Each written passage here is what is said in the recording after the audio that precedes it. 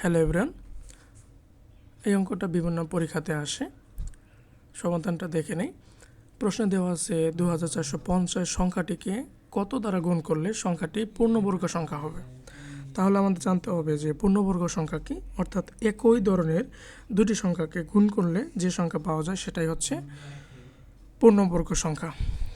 একই ধরনের সংখ্যা বলতে 4 গুণন 4 সমান হচ্ছে 36, 7 গুণন 7 সমান হচ্ছে কি 49। এখানে 36 এবং 49 হচ্ছে কি পূর্ণবর্গ সংখ্যা, এবং পূর্ণবর্গ সংখ্যা হতে হলে এটার বর্গমূল নির্ণয় করতে হবে।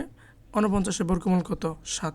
ঠিক আছে, তাহলে 2450-এর যদি আমরা বর্গমূল নির্ণয় করি তাহলে পাওয়া যাবে হচ্ছে 49.49। তাহলে এটা কি পূর্ণবর্গ সংখ্যা না।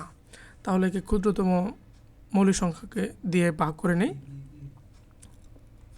2450 2 দ্বারা ভাগ করলে পাওয়া যাবে 12, 25। 2 দ্বারা ভাগ করা যাবে না, 3 দ্বারাও না, 5 দ্বারা।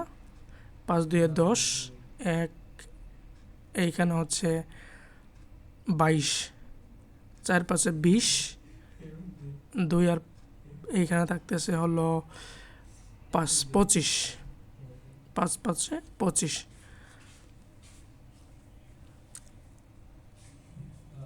আবার 5 দ্বারা ভাগ করা যাবে, 5 4 20 এবং 5 9 45। 7 দ্বারা ভাগ করা যাবে, 7 7 49। তাহলে আমরা পাইতেছি 2 গুণন 5 গুণন 5 গুণন 7 গুণন 7। আমরা প্রথমেই বলছিলাম যে একই ধরনের দুটি সংখ্যাকে গুণ করল। এখানে একই ধরনের সংখ্যা নাই কোথায়? 2-এতে নাই। তাহলে এখন যদি আমরা 2 দ্বারা গুণ করে নেই এই সংখ্যাটাকে, অর্থাৎ 2450 গুণন 2, তাহলে পাওয়া যাবে হচ্ছে 4900। ঠিক আছে, এখন আমরা দেখি যে 4900-এর বর্গমূল দেখি।